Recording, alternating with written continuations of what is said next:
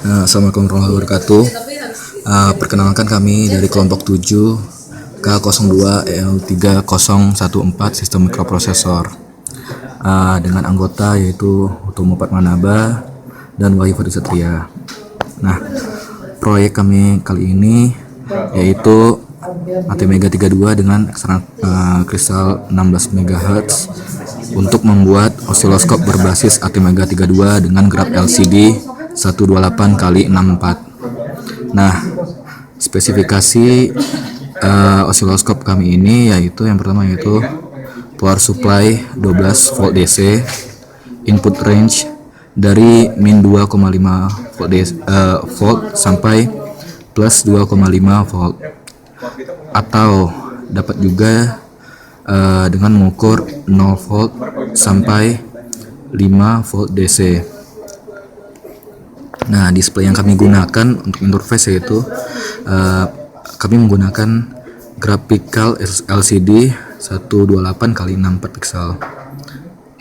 Nah, untuk measurement display data sesuai dengan spek graphical LCD yaitu 100x64 pixel dan information display area 28x64 pixel. Nah, untuk range frekuensi kali ini kami dapat menyeting yaitu 100 Hz sampai 7,667 kHz.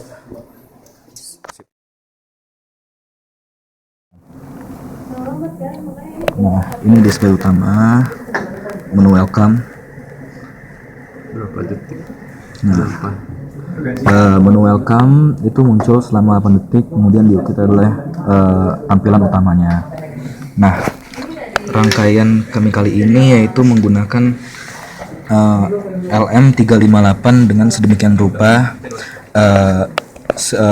disebabkan karena pada dasarnya input ADC itu hanya mempunyai range 0 sampai 5 volt, sementara kita kali ini akan menggunakan pengukuran dengan AC, yaitu pengukuran dengan tegangan negatif, sehingga kita membutuhkan LM358 dengan kapasitor dan resistor dirangkaian sedemikian rupa sehingga menambahkan offset sebanyak 2,56 untuk menghitung tegangan negatif min 2,5.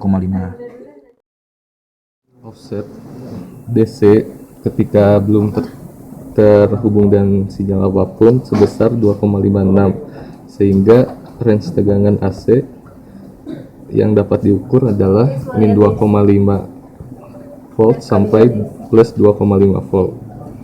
Sekarang kita akan menghubungkan osiloskop dengan suatu sinyal AC.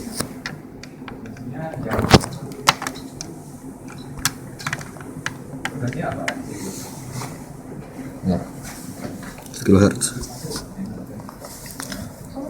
Kita setting sinyal AC sinusoidal dengan frekuensi 1 kHz.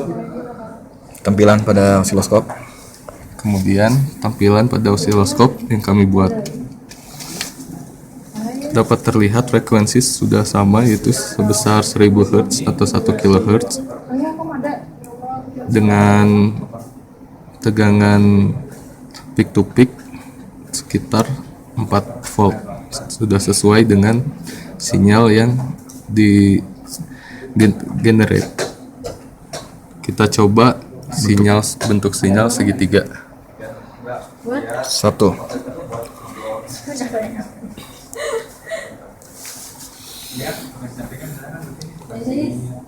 Ya, sama seperti sinusoid.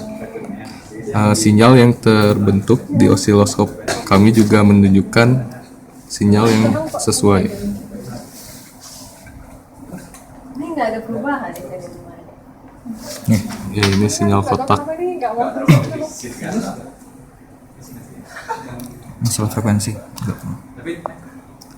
Sekarang kita coba batas frekuensi.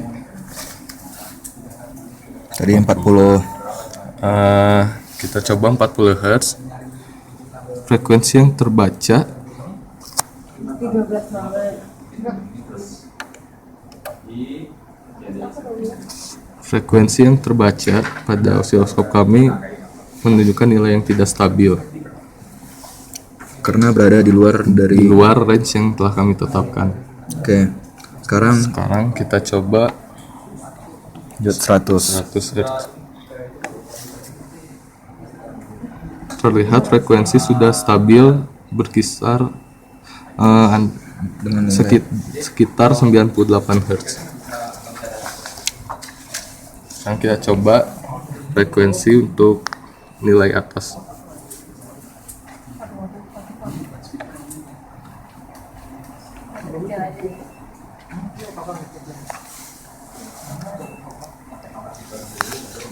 Terlihat frekuensi yang ditunjukkan oleh oscilloscope kami tidak sesuai dengan yang telah ditetapkan, karena batas frekuensi yang telah kami tetapkan pada oscilloscope ini yaitu 7,666 kHz. Jadi nyala, jadi nggak mungkin. Nah, selanjutnya Coba ini sama ini. akan kita jelaskan mengenai tombol-tombol yang ada pada board kami ini, yaitu ada 5 tombol, yaitu switch 3, switch 4, switch 6, switch 7 sama switch 8. Nah, yang pertama yaitu pada tombol switch 6. Pada tombol switch 6 switch 8 dan switch 4 ini digunakan untuk mengatur posisi dari sinyal secara vertikal. Ya. Nah, kalau pada kita tekan S8, maka sinyal akan bergerak ke atas. Nih, hasilnya. Nah, jika kita tekan tombol pada S4, maka sinyal akan bergerak ke bawah seperti ini. Oke. Nah, selanjutnya S3, S7. kita akan melihat pengaruh dari S3 dan S7, yaitu digunakan untuk menyeting temper diff. Nah, di mana S3 digunakan untuk memperbesar ya, memperbesar temper diff, dan S7 yaitu memperkecil temper diff. Mari kita tekan S3 untuk memperbesar temper diff. Pakai baterai dulu. Dulu.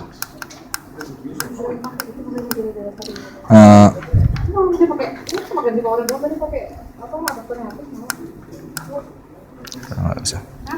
Karena temper diff-nya udah maksimum, jadi nggak bisa ditekan lagi. Mari kita tekan tombol S7 dulu untuk mempercepat temper diff-nya. Nah, di sini terlihat bahwa sinyal semakin rapat, dan kemudian kita tekan tombol S3 untuk memperbesar temper diff-nya. Oke.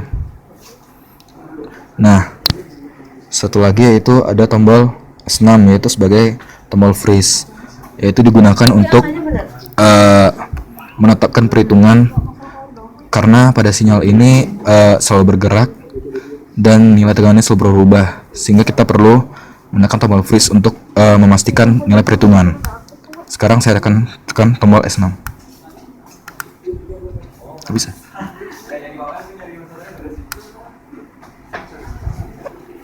Nah, ini terlihat bahwa hasil perhitungan nilai tegangannya, menjadi tidak bergerak lagi seperti sebelumnya. Nah, sekarang coba dilepas. Nah, terlihat bahwa nilai tegangannya itu selalu berubah. Oke, terima kasih. Selanjutnya kami akan mendemonstrasikan tentang penghitungan osiloskop dengan menggunakan tegangan input-nya sebagai DC. Nah, sebelumnya itu tidak seperti pada perhitungan AC, kami menggunakan switch 2, yaitu switch yang digunakan untuk perhitungan pada mode DC. Nah, di sini dapat kita lihat bahwa tegangan pada power supply sebesar 2,8 volt. Nah, kita dapat kita lihat pada tampilan pada graphical LCD yaitu menunjukkan angka DC 2,7 volt. Ya, meskipun galatnya 0,1 masih dapat ditoleransi. Sekian. Nah, sekianlah dari kami. Saya Wahyu Satria. Saya Muhammad Hutomo Padmanaba. Kami mengundurkan diri. Akhir kata kami mengucapkan Wassalamualaikum Assalamualaikum warahmatullahi wabarakatuh.